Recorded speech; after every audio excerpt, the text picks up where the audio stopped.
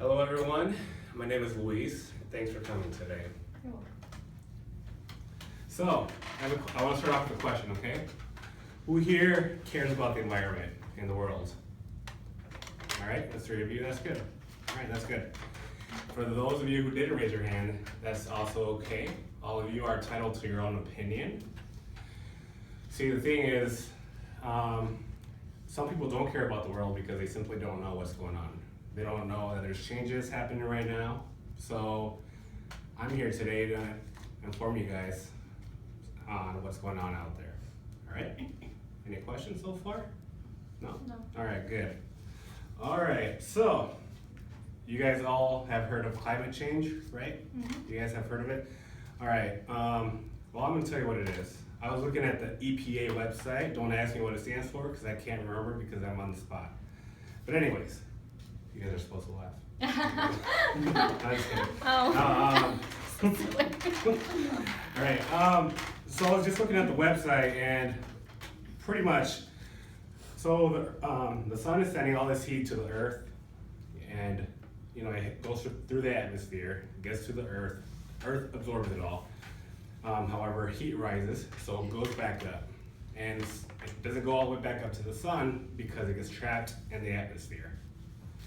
And from there, it goes back to the world, or to the earth, and all these extra places are getting extra heat, okay? So, throughout the years, over the last so many years, I don't have an exact number, but temperatures all over has gone up 1.7 degrees Fahrenheit. That's the average, at least, all around the world. It doesn't seem like a lot, but it is making a difference. Since 2000, 9 of the 10 hottest years, I didn't say that right, but we've had 9 of the 10 hottest years since the year 2000. So that's saying a lot right there. All right. Did you guys have any question on that, or did that make sense? I do. Okay. What keeps the heat from getting trapped and not being able to go back? All right, so I was going to talk about that next. Good thing you brought that up. Okay. There are some gases, like carbon dioxide. I haven't written it down.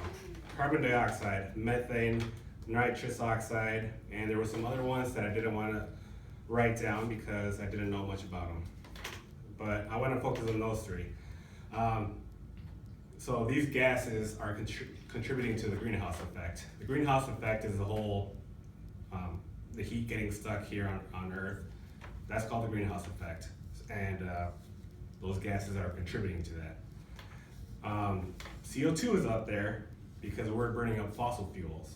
So we're burning, we're using coal, oil, we're using it for energy, we use it for Gas.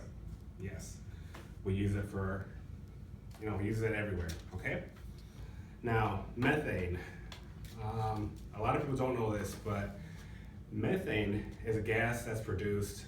It's produced in other places as well, but one that I find interesting is... Cow farts. Yes. All the cattle all around the world, they have this diet because everyone's trying to fatten them up so we can eat them. However, this diet is making them release gas, methane, so this methane is going up to the atmosphere. All right? So I only wrote about those. I'm trying to keep it short and trying to keep it simple. All right. So with Earth getting warmer and climate change happening, it's causing many stuff. The one I want to focus on are the ice caps. So the ice caps are melting. Earth is getting warm, so ice is going to start to melt, right? All right. So the ice caps, they are mainly in Greenland and Antarctica, in the Arctic Sea, and that's where they're all at. When you think of Antarctica, you think of all ice. However, we do have some, Alaska. I guess there's apparently some in Africa as well. We have some in Montana. So they're everywhere, and they are all melting. All right? Any questions? No? Why are they melting? Why are they melting? And why does it matter if they melt? Well, Wouldn't that be more water for the planet? Yes, but the sea levels are rising, and that's a whole different topic. Don't I'll ask get any back- more no, questions. I'll get back to you. Don't worry. I'll get back to you. I just want to go in order so I don't get. Same. But I'll get back to you. Don't worry. All right, no, but I just wanted to let you guys know where all these places are at. But yeah, they're melting. I have a few pictures here. I wanted to show this earlier and I actually forgot. I'm gonna show it right now. This first picture I want to show, I couldn't figure out how to get it off the website. This is off the NASA website, and this is just showing the temperature since 1884, and if you go throughout the years, you can see that the heat is starting to go up. And as you can see, most of it's here towards the end, so closer to our time. We're making it worse now. So here, let me show everyone real fast.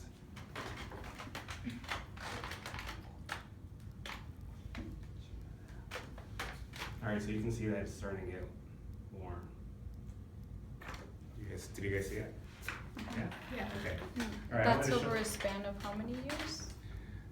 Does it say? 1884 to 2016. Oh, But wow. if you see, Okay. That's a big difference. it is. However, in the 1980s, that's when it started getting a lot warmer. Okay. All right.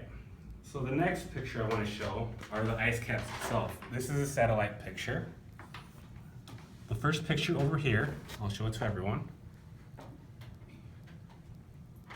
is from 1884. This one from here is September 2016. They're both in September because that's when they have the least ice. So you want to show that every year it is melting more and more. Okay? I want to show one more. It's from 1979 and 2015.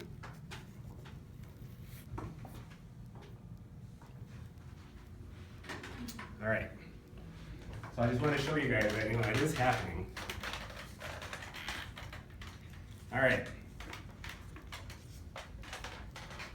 So there's land ice that we have to worry about, and Arctic sea ice. In the last few years, the land ice has been losing mass. I wrote down the exact numbers. On Antarctica has lost 118 gigatons per year since the 80s. So that's a big number. I don't know how much that is exactly, but it's a big number. All right, Greenland. Oh, I wrote down the years over here. From 2002 to 2015, that's how much it's been losing. Now in Greenland, they have been losing 281 gigatons per year. So Greenland is seeing more of it than Antarctica is. All right, now when it comes to the Arctic sea ice, from 1979 to 2015, they have been losing 13.3% per decade. And all these pictures, when they write all these numbers down, they try to use September's, because like I said, that's when they have the least ice. That's when everything's melted. All right, so some solutions we can do. Just not use some of that energy that comes from fossil fuels. So, turning the lights off when they're not in use, using some of those better energy efficient bulbs. There you go. Thank you. All right. You could use alternative sources of energy, so solar panels, the windmills. We see them all over Iowa. All those are supposed to be energy efficient, safer options. You shouldn't drive as much. You should try walking if that's an option. Riding your bike. Buy eco-friendly cars. Go buy that Prius that everybody loves. I'm not gonna do it myself, but still, I'll walk when I have to. And some other things you can do are not eat meat as much. I'm not gonna give up meat completely because I like my steak. However, if if all these consumers stop eating so much meat, this cattle is not gonna release all that methane, so it's gonna help in the end. One person at a time, we can make it work. All right? So, going back to your question, you said you wanted to know what was causing, or what was how all this ice melting was affecting us. All right, so all the ice melting is causing the sea levels to rise. It's causing sea levels to rise is going to cause so more storms. They're going to be bigger. They're going to be better. We're going to be seeing them more frequently. We're also going to see droughts in other areas of the world. And not only that. Flooding maybe if the. What's that? Some flooding maybe if the sea level rises. Yes, a lot of flooding as well. Some cities could probably disappear, right? Yes. Maybe. Yes. People die, maybe. So. That could happen. All right. Not only that, but I'm an animal lover, and I feel sad knowing that all these animals are going to be losing their habitat. So we have polar bills, polar bears, walruses, penguins. You know, they're all going to be losing their habitat, man. That alone breaks my heart. But, what else did I want to tell you guys? Well, I didn't want to get, when it comes to climate change, there's a lot of areas being affected, but I wanted to just focus on just the polar ice caps. So I want to end it with this. It's a quote from Leonardo DiCaprio's United Nations speech at the Climate Summit in 2014. I first heard it on the Before the Flood documentary, great documentary. You guys should watch it if you haven't seen it.